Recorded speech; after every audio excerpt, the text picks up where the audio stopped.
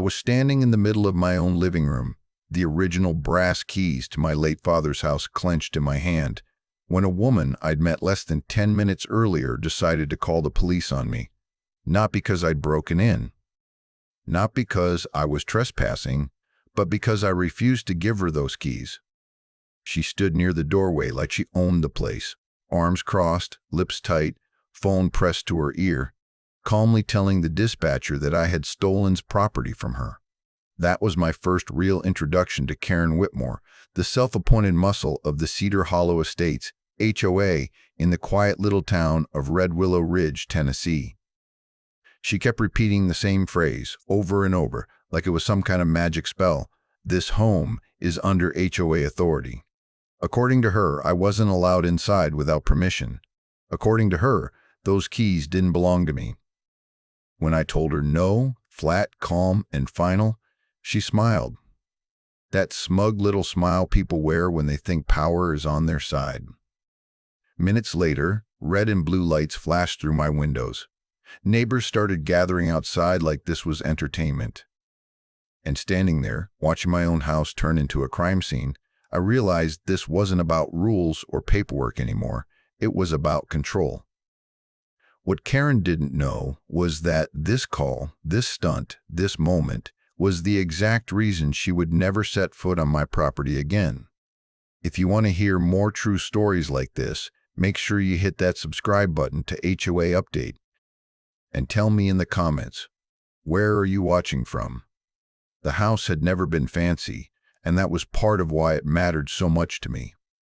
My father bought it decades ago, back when Redwillow Ridge was little more than a quiet stretch of road tucked between trees and rolling hills. No gates, no committees, no one telling you what shade of paint you were allowed to use.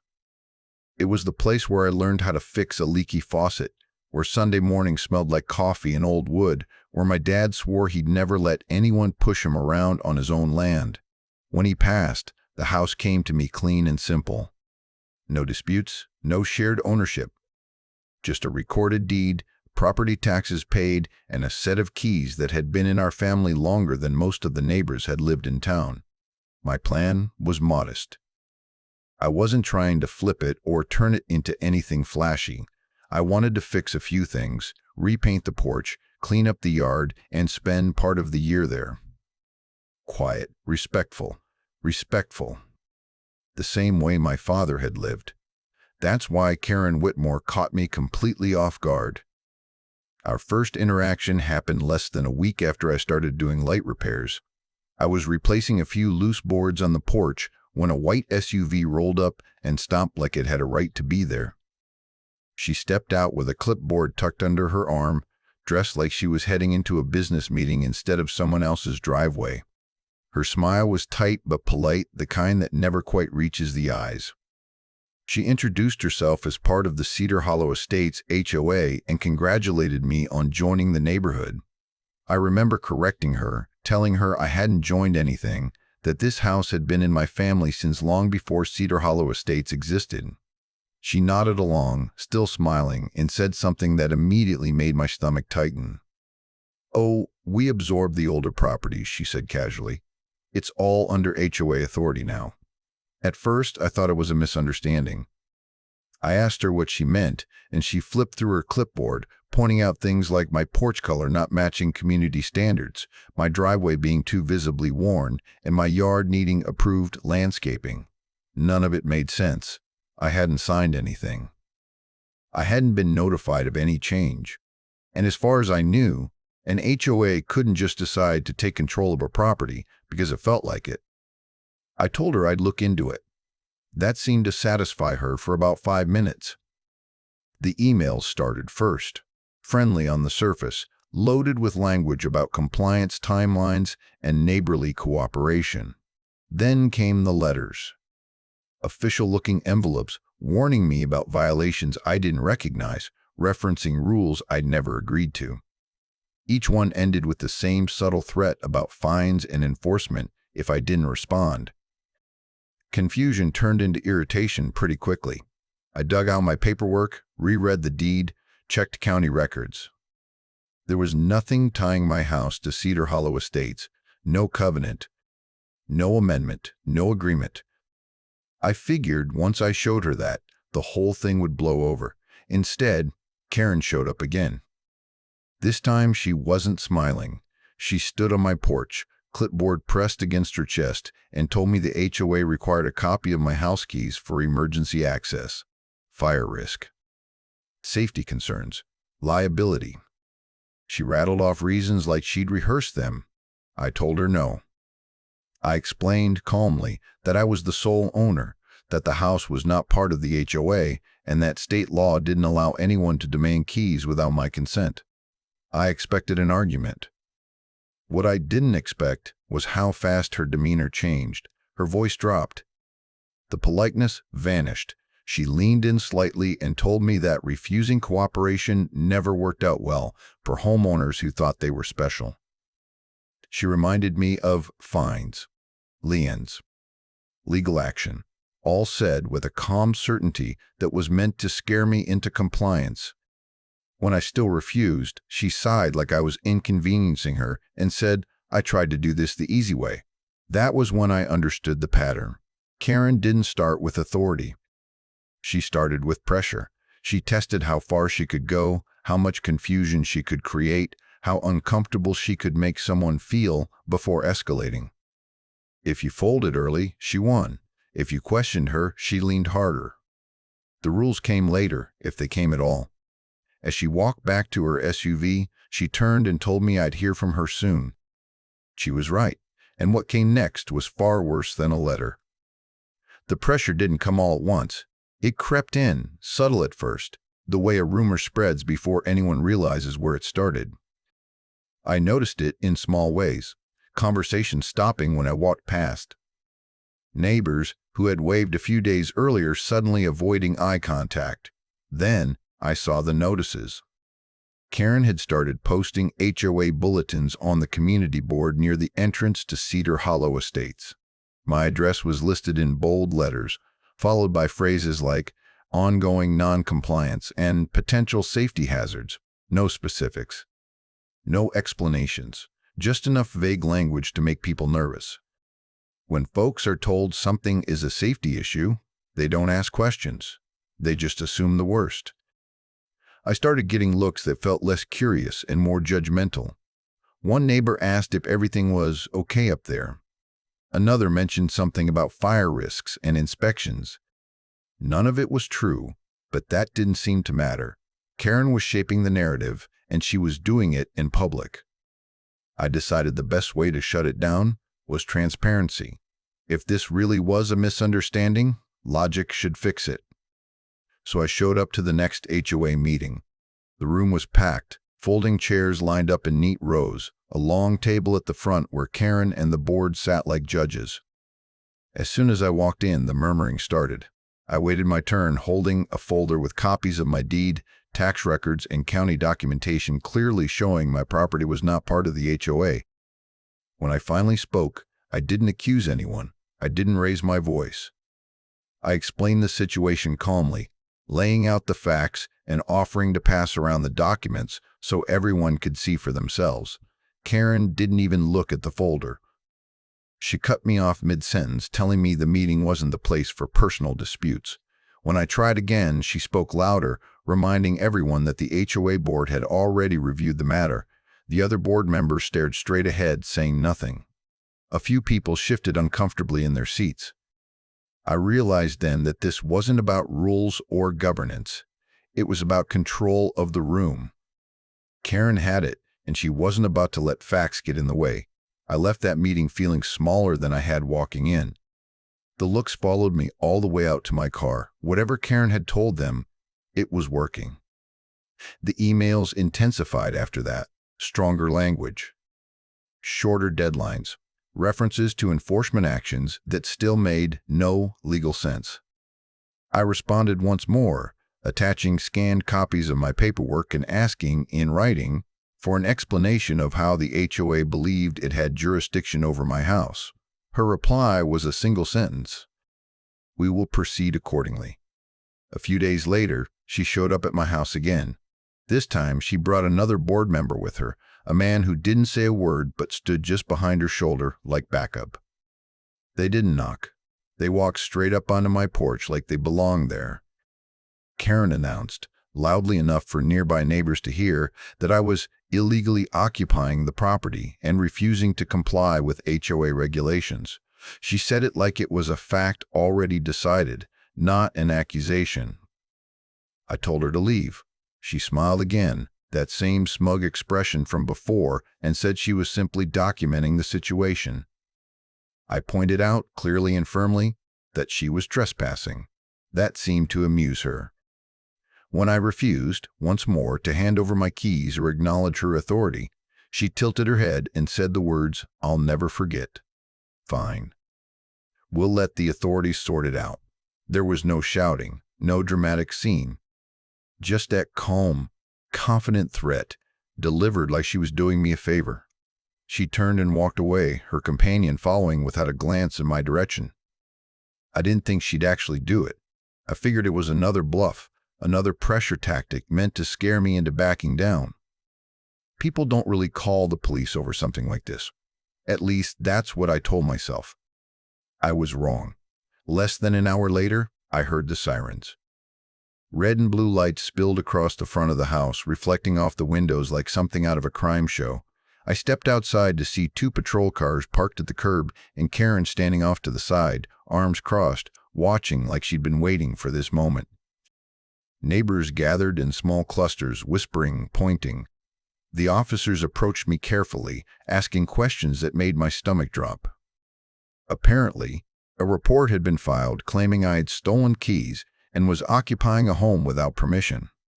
As I stood there, explaining to the police that I owned the house, that the keys were mine, that this was all a lie, I saw Karen watching from a distance, completely calm. This was the humiliation she'd been building toward. Public, official, recorded. And in that moment, standing in my own yard under flashing lights, I realized this wasn't going to stop on its own. The night after the police left, I didn't sleep much. Every time I closed my eyes, I saw those flashing lights bouncing off my windows and felt that tight knot in my chest all over again. I kept replaying the way Karen stood off to the side, arms crossed, perfectly calm while I was treated like a suspect in my own yard. That was the moment something finally clicked for me. Up until then, I'd been trying to be reasonable. I'd assumed there had to be some misunderstanding, some paperwork mix-up that could be cleared up with patience and proof. After that night, I understood the truth. Reason wasn't part of her strategy, pressure was. So I stopped trying to appease anyone. The very next morning, I pulled out every document related to the house and spread them across the kitchen table. Deed, tax records, old survey maps my father had kept in a filing cabinet that smelled faintly of dust and cedar. I drove down to the county records office and spent hours digging through archives, comparing dates, boundaries, and filings. The deeper I went, the clearer the picture became. Cedar Hollow Estates didn't exist when my father bought the house. Not even close. Their HOA charter was filed decades later, and the jurisdiction map stopped short of my property line. There was no amendment, no annexation, no signed agreement tying my house to them. Even worse for Karen, there were gaps in the HOA's own paperwork, renewals filed late, boundary descriptions that changed wording over the years, and references to properties that no longer existed. It wasn't just sloppy, it was deliberate. That afternoon, while I was standing in the yard organizing copies of maps, a man I'd seen around the neighborhood a few times walked over from the house 2 doors down. He moved slowly, hands in his pockets, like he didn't want to startle me. He introduced himself as Mark Ellison. Mark was retired, soft-spoken, and had the calm presence of someone who had spent a lifetime watching people argue over paper. Over the fence, he asked if everything was all right. I told him the short version. He listened without interrupting, nodding occasionally. When I finished, he sighed and said, "I figured it was only a matter of time." That got my attention. Mark told me he'd spent most of his career working as a county clerk, property filings, deeds, boundary disputes. That had been his world. He also told me Karen Whitmore's name wasn't new to him. She'd come up before. More than once. According to Mark, she had a pattern. She targeted people who didn't know the system well. Elderly homeowners, families who'd just moved in, people dealing with inheritances or medical issues. She'd start polite, then apply pressure, then escalate just enough to scare them into compliance or force them to sell. Most people didn't have the time, money, or energy to fight back, so they folded. Mark leaned closer and lowered his voice. She counts on folks not pushing back. And when they do, she tries to make it ugly. Hearing that was like flipping a switch in my head. Suddenly, every interaction made sense. The vague notices, the refusal to look at my documents, the public shaming, the police call. None of it was about enforcing rules. It was about testing limits and seeing how far she could go before someone broke. And I hadn't broken. That realization changed everything. For the first time since my father passed, I felt something other than grief and frustration. I felt clear, focused, angry, yes, but controlled. Karen didn't just want my compliance, she wanted leverage. She wanted access, fear, and uncertainty. And as long as she had those things, she could keep pushing. So I decided to take them away. I stopped answering her emails. I documented everything instead. Dates, times, photos of posted notices, screenshots of messages. I installed cameras, not just for security, but for records. Every interaction from that point forward was logged, backed up, and time-stamped. I spoke with a property attorney and confirmed what I already knew. Karen had no authority over my house. None. Her demands weren't just wrong. They were potentially illegal. False reports, harassment, trespass, abuse of position. Each one added weight to a case she didn't even realize she was building against herself. That night, standing in my father's kitchen, I looked at the keys in my hand and finally understood what they represented. They weren't just for a door. They were proof of ownership, history, and boundaries. I wasn't going to spend my time reacting anymore. I wasn't going to argue point by point or defend myself endlessly. I was going to end her leverage entirely, and once I made that decision, everything that came next became a lot simpler. Once I knew the truth, I stopped guessing and started confirming. I scheduled a meeting with a property attorney in the next county over, someone who had no connection to Cedar Hollow Estates and no reason to sugarcoat anything. I walked into his office with a thick folder under my arm and a simple question. Did the HOA have any authority over my house at all? He didn't even hesitate. No, he said, flipping through the documents. Not even close. We went through everything line by line. The deed, the survey maps, the HOA charter filings, the boundary descriptions. Every single piece pointed in the same direction. My house was never annexed, never absorbed, never subject to HOA rules. Legally, Karen and the board had no more authority over my property than a stranger off the street. Then my attorney leaned back in his chair and said something that made my stomach tighten for a very different reason. Her demand for your keys, he said, combined with the police report, could qualify as harassment, possibly abuse of authority. And if she knowingly made a false report, that's a serious problem for her. That was the moment I realized Karen hadn't just been bluffing. She'd been careless. Instead of backing off when I pushed back, she'd escalated in ways that left a trail. Emails, letters, public notices, witnesses, a recorded police call. She thought intimidation would make me fold. What it actually did was give me evidence. I didn't tell her any of this. I didn't threaten. I didn't argue. I went quiet. Over the next few days, I started making changes to the property, but not the kind Karen obsessed over. I replaced every exterior lock with high-quality deadbolts and documented the installation dates. I installed security cameras that covered the driveway, the porch, in the yard, all with timestamps and cloud backups. I set up a simple access log noting every visitor, every interaction, every time someone approached the house. I wasn't building a fortress out of fear. I was building a record. At my attorney's suggestion, I drafted a formal notice revoking any implied permission for HOA representatives to enter my property. It was polite, precise, and rooted in state law. No emotion, no accusations, just facts. The kind of document that doesn't make noise but carries weight. That's when I learned the twist Karen never bothered to look up. Under state law, when an HOA has no jurisdiction over a property, the owner has the explicit right to bar HOA representatives entirely. Not limit them, not negotiate with them. Bar them. Any attempt to enter after that point becomes trespass.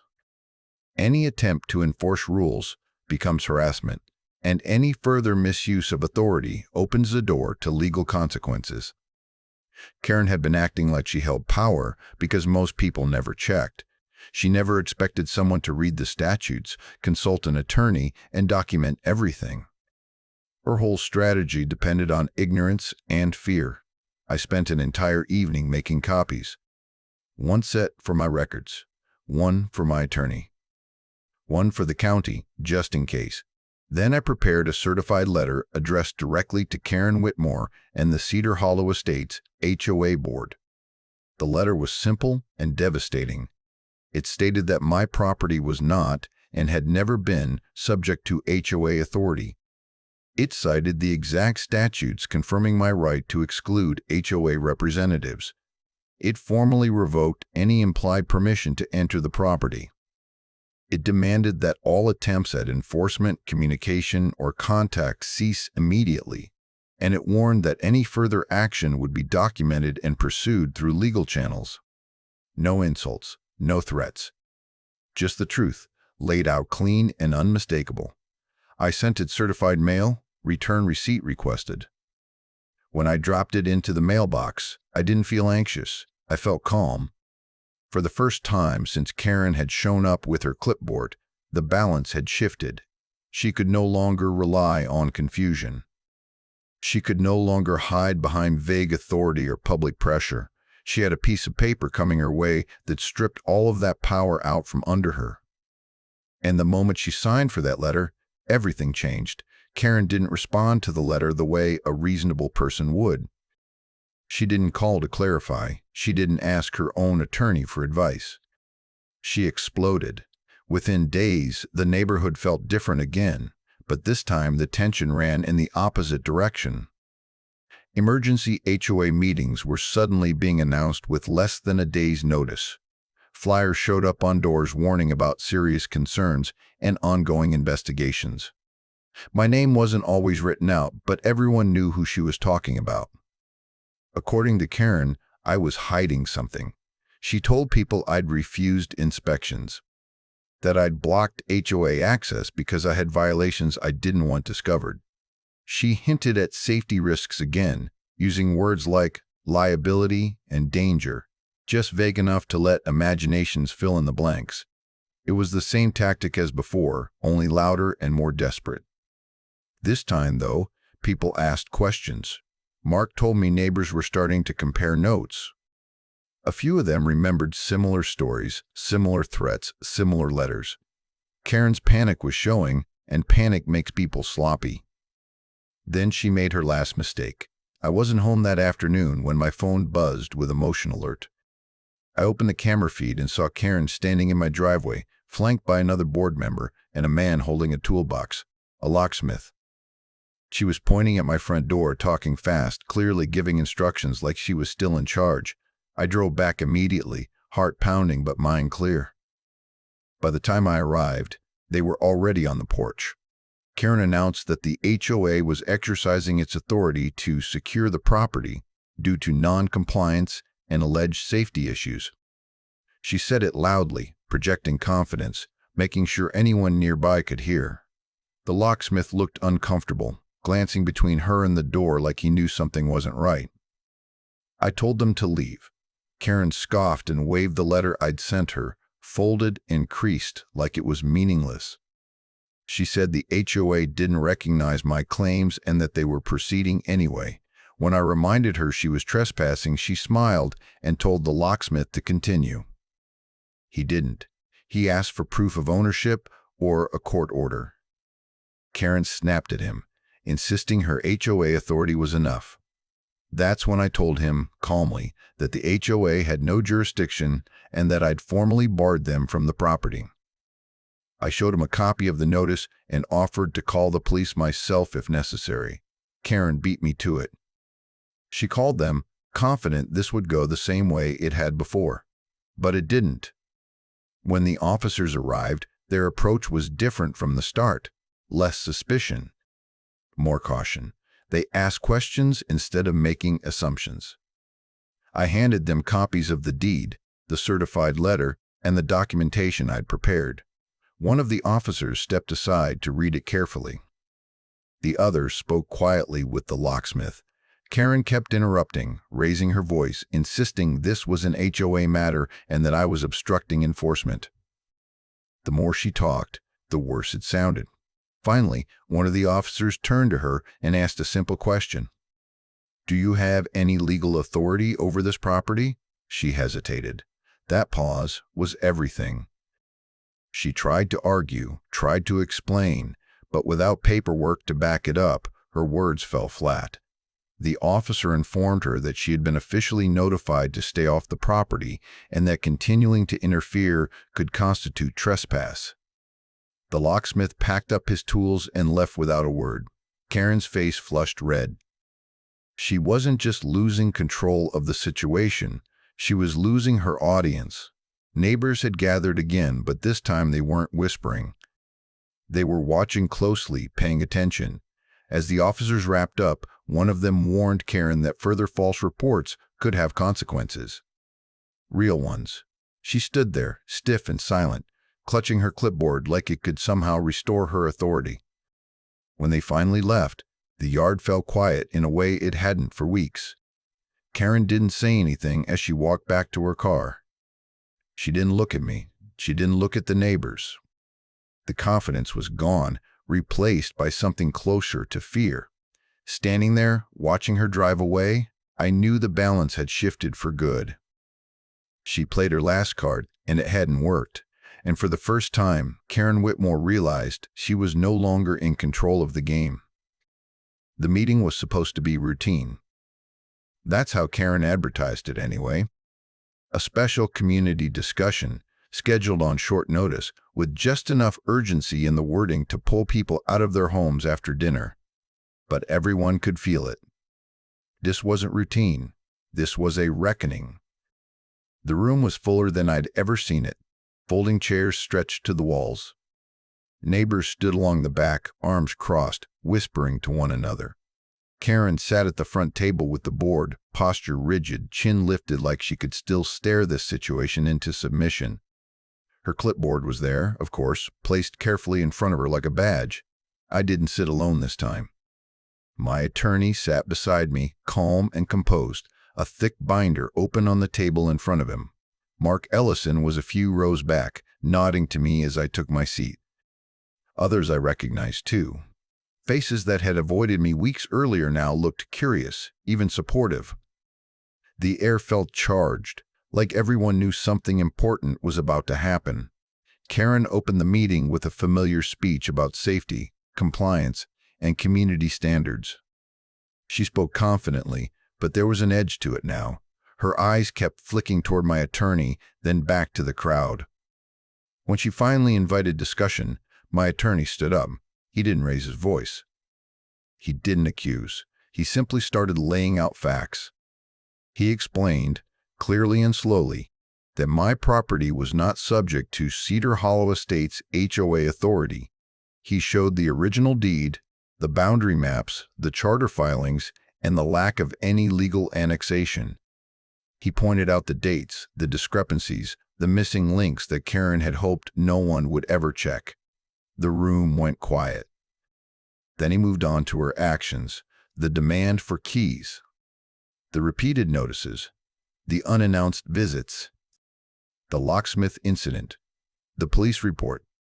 Each one was documented, each one supported by emails, photographs, witness statements, and official records. Karen tried to interrupt. The board chair tried to redirect. It didn't work. Once the truth is on the table, it has a way of staying there. That's when Mark stood up. He spoke softly, but everyone leaned in. He explained his background as a county clerk and described similar situations he'd seen over the years. He talked about elderly neighbors pressured into compliance, new homeowners confused into paying fines they didn't owe. He didn't name everyone, but people in the room knew exactly who he meant. Then others spoke. A woman near the aisle talked about being threatened with violations she never understood. A man described being told his driveway was non-compliant despite living there longer than the HOA itself. The pattern became impossible to ignore. Karen's face tightened with every word. The final blow came when my attorney addressed the police report. He explained that the report filed against me had been reviewed and officially deemed unfounded. False. Not a misunderstanding, not a gray area. A report made without legal basis. The officers involved had documented it, and Karen had been formally warned about filing another one. That warning was read aloud. You could hear the shift in the room when that happened. Authority, once cracked, doesn't shatter loudly. It collapses quietly. Board members stopped nodding along with Karen. One leaned back in his chair, suddenly very interested in the ceiling. Another avoided eye contact entirely. Karen spoke once more, trying to reassert control, but the words didn't land. The confidence was gone. The room wasn't listening anymore. Then came the part she hadn't prepared for. My attorney announced that Karen Whitmore was formally barred from my property permanently. Any attempt to enter would be treated as trespass. And as part of resolving the damage she had caused, she was required to issue a written retraction of her claims, acknowledging that the HOA had no authority over my house and that her previous statements were incorrect. It was poetic justice, plain and simple. Karen sat frozen as it sank in. The clipboard slid slightly under her hand, no longer a weapon, just paper and plastic. The board chair cleared his throat and suggested the meeting adjourn. No one argued. As people stood and filed out, the looks they gave Karen were no longer impressed or fearful. They were wary, disappointed. Some were angry. She didn't say a word to me as she gathered her things. She didn't need to. Everything she tried to take from me, control, credibility, confidence, had slipped out of her hands in full view of the community, and there was nothing she could do to stop it. The fallout didn't come with fireworks or shouting matches. It came quietly, the way real consequences usually do.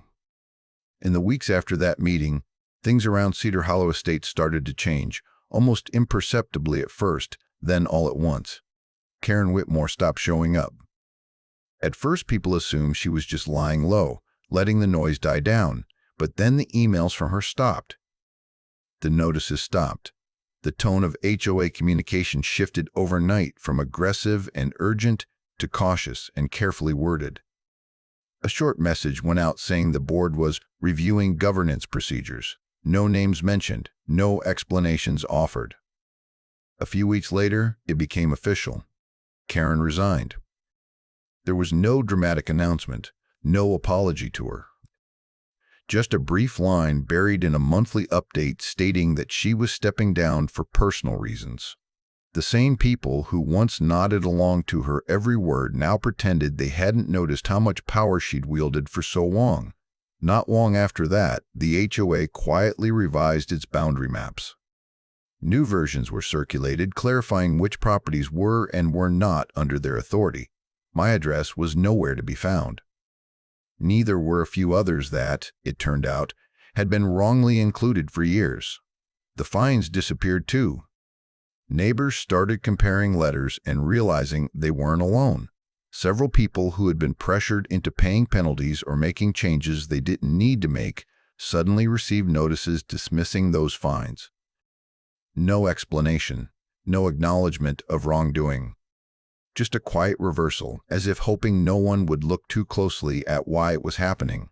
For me, the silence was the biggest change. No more emails, no more surprise visits, no more clipboards or threats. The cameras stayed up, but they stopped catching anything interesting. The house finally felt like a place to rest instead of a position to defend. I went back to the projects I'd originally planned: repainting the porch, fixing the fence, sitting on the steps in the evening, listening to the wind move through the trees the way my father used to. For the first time since inheriting the house, I wasn't bracing myself for the next confrontation. Neighbors who had avoided me before started stopping by. Some apologized outright. Others just wanted to talk, to say they were glad someone had finally stood up to Karen. A few admitted they'd been afraid to say anything when she was in charge. Fear has a way of keeping people quiet. Mark came over one afternoon with 2 cups of coffee and sat with me on the porch. He said he'd seen this kind of thing before too, that when someone finally pushes back with facts instead of fear, it gives everyone else permission to breathe again. The atmosphere around the neighborhood softened. People waved again. Conversations lasted longer. There was less tension in the air, less of that unspoken sense that someone was always watching, waiting to catch you doing something wrong. What surprised me most was how satisfying the victory felt without being loud. There was no moment where I celebrated or felt triumphant. The satisfaction came in small things: opening my door without wondering who might be on the other side, checking my mailbox without a knot in my stomach, knowing that my father's house was safe, not just legally, but emotionally. Karen never contacted me again. I don't know where she went or what she told herself about how things ended. It didn't matter. The power she'd held over the neighborhood was gone, and it wasn't coming back.